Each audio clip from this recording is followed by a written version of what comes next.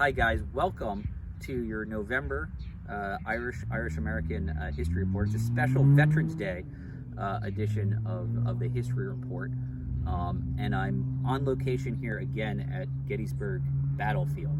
While I was here, I thought I would pause and take some time to share a story about a little known Irish American hero of the Battle of Gettysburg, and I think it's particularly appropriate that we remember him here on Veterans Day as we remember the sacrifices of our men and women in uniform.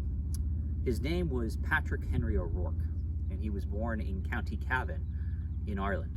When he was very young, his family immigrated from Cavan to Rochester, New York.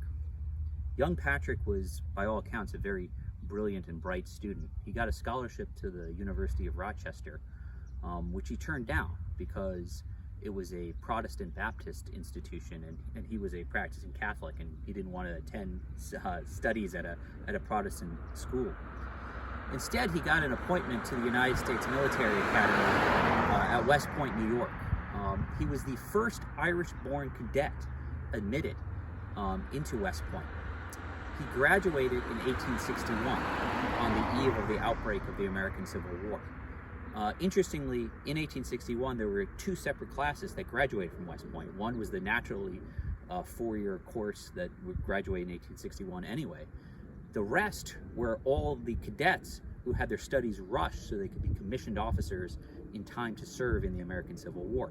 In that second class, Patrick O'Rourke graduated first in his class.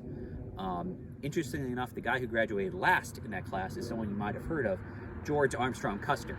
So General Custer, who you all know, last in his class. Patrick O'Rourke, Irishman from County Cavan, first in his class. Don't forget that. He became commander of the 140th New York Regiment. He served in all the campaigns of the Army of Potomac. And on the eve of the Battle of Gettysburg, he and his men were several miles away in Maryland.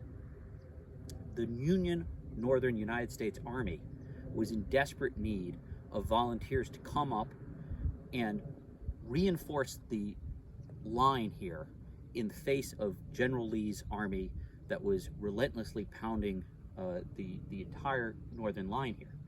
But interestingly, over here, what you have is this rocky hill known as Little Round Top. Now, anyone who is familiar with the Battle of Gettysburg knows the importance and significance of Little Round Top. If you've seen the movie Gettysburg, a lot of time spent on what happened at Little Round Top. The book The Killer Angels, a lot of time on what happens at Little Round Top. But what doesn't have a lot of attention is the role that Patrick O'Rourke played in that pivotal engagement on that second day of the Battle of Gettysburg. As he was moving his troops up to reinforce the center of the United States line, where his orders were, he ran into Governor Warren, who was a general in the Northern Army who O'Rourke knew from his days at West Point. Warren had recognized that this rocky hill had been left undefended, and that if the Confederates could sweep up and take that hill, they had open access for their artillery all down the United States Northern Union Army line. O'Rourke responded to General Warren by saying, I see the importance of that hill, and I'm actually going to disobey my orders, because if the Confederates can take that line, the whole course of the battle might be different. So, using this instinct, listening to General Warren, O'Rourke took his 140th New York up that hill. Down here, where I'm standing, I had to jump down that rock, I'm getting older, the Confederates, which were amalgamation of Texans, Alabamans, Arkansas, had just about reached the crest of the hill when the 140th New York came up the hill and were able to push them all the way down. Now, again, if you're familiar with the movie Gettysburg, you know that later on during that engagement, Joshua Chamberlain and the 20th Maine fought a valiant battle back and forth with the Confederates. But they would never have had that opportunity to hold off the Confederates later in the day if Colonel O'Rourke hadn't taken that initiative and brought his men up to the top of that hill and pushed the Confederates off earlier in the day. Colonel O'Rourke, sadly, was killed in action. He was shot through the neck as he led his men down the hill. But his actions that day preserved this area for the United States Army to hold during the rest of the battle, and again, changed the nature of the most decisive battle of the American Civil War.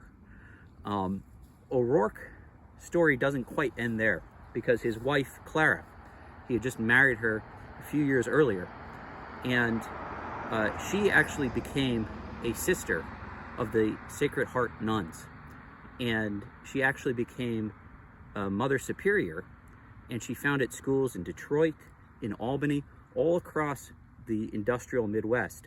She founded teaching orders, and her legacy, I think, also needs to be remembered as we remember Colonel O'Rourke's memory.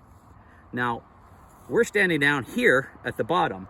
Little Round Top right now is undergoing construction, so I actually can't go up there to show you, but there's actually a monument to Colonel O'Rourke up there.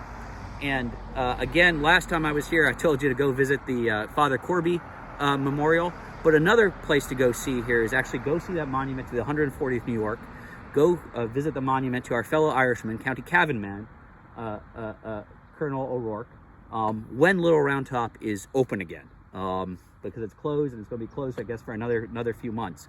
But there's another monument to Colonel O'Rourke here at Gettysburg, and that is the O'Rourke Irish Pub. And that is where I'm going now to get a pint. So that is your November Irish American Special Veterans Day history report, and I hope I see you guys all soon.